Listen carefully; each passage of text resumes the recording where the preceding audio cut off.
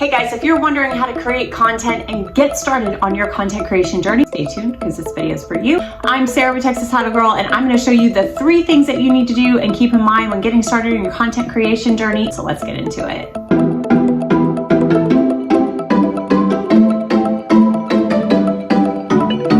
Hey guys, welcome back. Thanks for joining. As I stated earlier, we're going to be talking about content creation today and how to get started, your workflow makes sense, and create content that your audience cares about. So what's the first thing you need to do when you create content? Well, the first thing you need to do is make sure that you're creating content that people care about. You don't want to go through all the time, hassle, effort, research that it takes to create content only to find out that nobody really cares about the topic you're talking about. And when it comes to content creation, you also want to make sure, in addition to creating content that your audience cares about, that you're putting it out in a way that solves their problems or answers their questions. So how do you get started with this? First, you got to know your audience. You have to make sure you know what it is they care about, what are the problems that they have, how can you solve their pain points, and then create content around those questions that they're seeking answers to. There's a few ways that you can do that. You can start by going to Google. Really easy. You go to the search bar and you look at, for example, I'm a mom who is fostering children, so I might go to the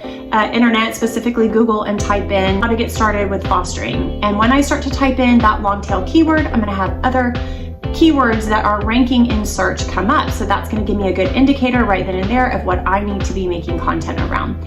Even better, if you're making content for YouTube, you wanna go specifically to YouTube and search within YouTube for your niche audience. You can use things like vidIQ and even TubeBuddy to get additional insight and to really shorten your search efforts, because otherwise you're just shooting in the dark when it comes to what might your ideal client or ideal audience be looking for when it comes to content.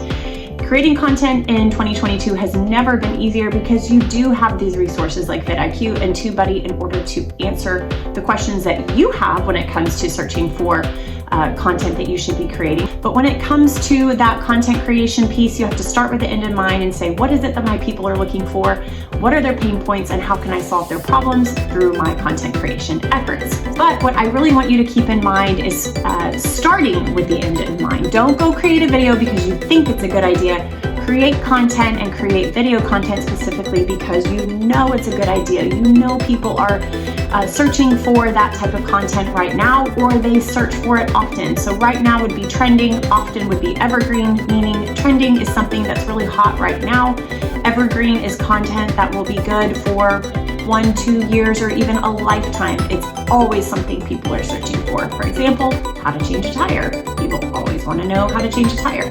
Once you have your search in place, meaning you know your ideal client, you know your audience, you know what they're searching for, you can then go in and start to talk about the actual, or think about the actual video. So your video nowadays can't be long-winded without giving away any real information. Gone are the days when you can expect your audience to hang around for 2 or 3 minutes, even 10 minutes without you giving them anything really of value. So you'll notice when I started this video, I said, hey guys, if you're searching for ways to create content, this video is for you.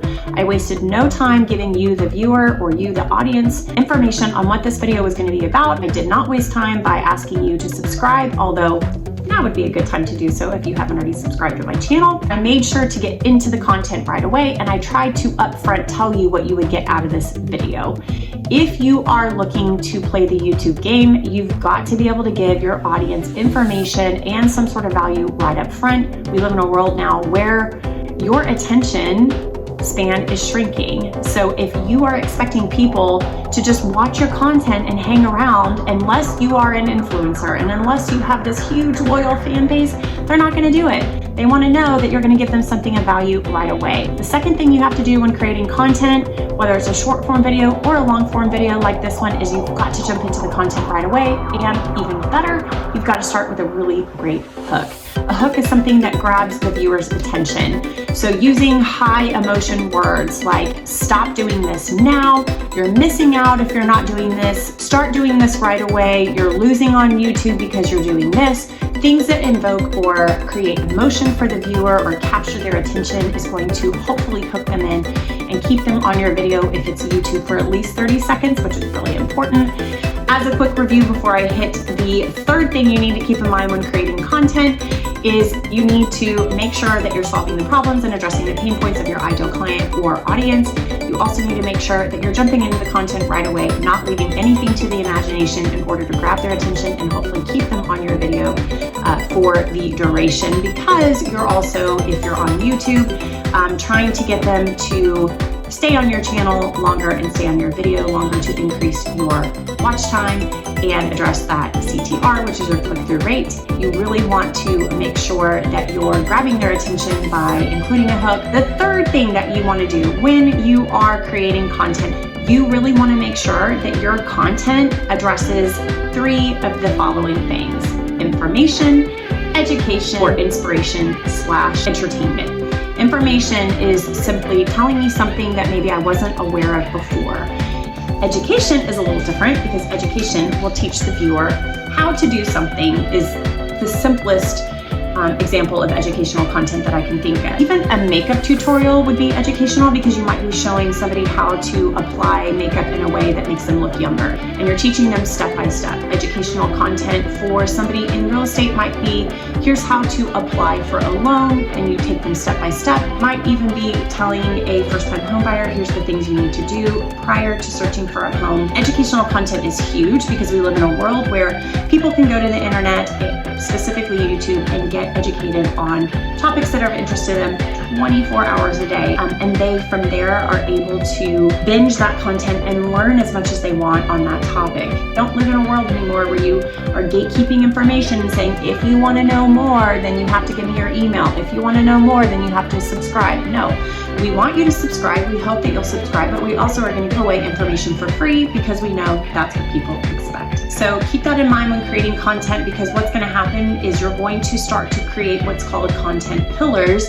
which is where you only create content that falls into one of 3 to 4 categories. You don't always have to stay in those categories, but you'll notice that a lot of big content creators get really good at creating certain types of content, and that helps them stay on brand, and it helps their audience know exactly who they are, what they're about, and what to expect when they go to that type of channel. So I hope this helps. If you want and have not already done so, please consider subscribing to my channel, and I'll talk to you soon.